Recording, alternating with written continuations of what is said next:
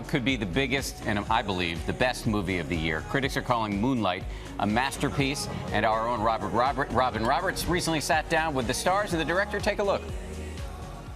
What you looking at me like that for? Once in a while, a movie comes along that sweeps everyone off their feet. And stop putting your head down in my house. You know my rule. It's all love and all pride in this house. This year, Moonlight is a film critics are calling perfect and a flat-out masterpiece. At some point, you got to decide for yourself who you're going to be. Can't let nobody make that decision for you.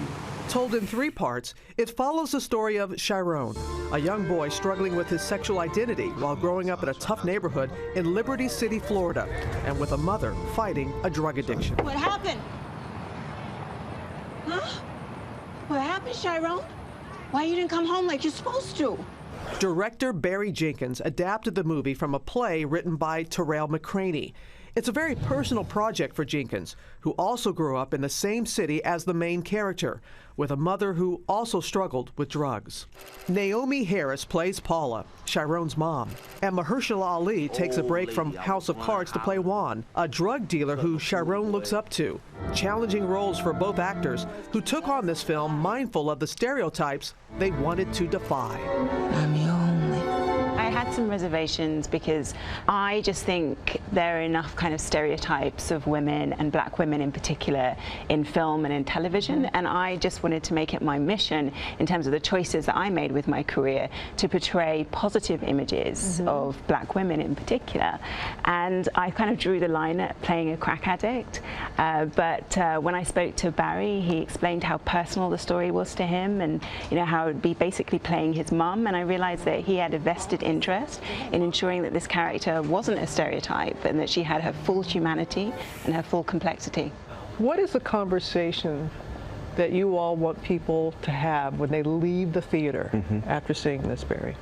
For me, I feel like people keep saying we don't see characters like Chiron represented in arts and letters very often. I think before seeing this film, some people assume they can't relate to a character like that or to a person like that. I think after seeing this film, they realize, as we've been saying, he's a human being, And so maybe, you're having a bad day, that person's having a bad day. Talk to one another, empathize. That's what I want people to take from the film. I think so often in life, we focus on the differences between us, and here's a film that encourages us to see that actually we're more similar than we are dissimilar, and that's really beautiful, and I think it's a really healing antidote that we need at this time more than ever. It's about empathy and understanding, just to dovetail on what they were saying, and we're just proud of this film. I feel like we made a good film, and we just want opportunities to work on the same level as other people. We don't get to tell these stories enough, and to be a part of an art film, something of this caliber and this type of offering is just a real gift for me, for all of us. But in terms of just the story itself, it's about empathy.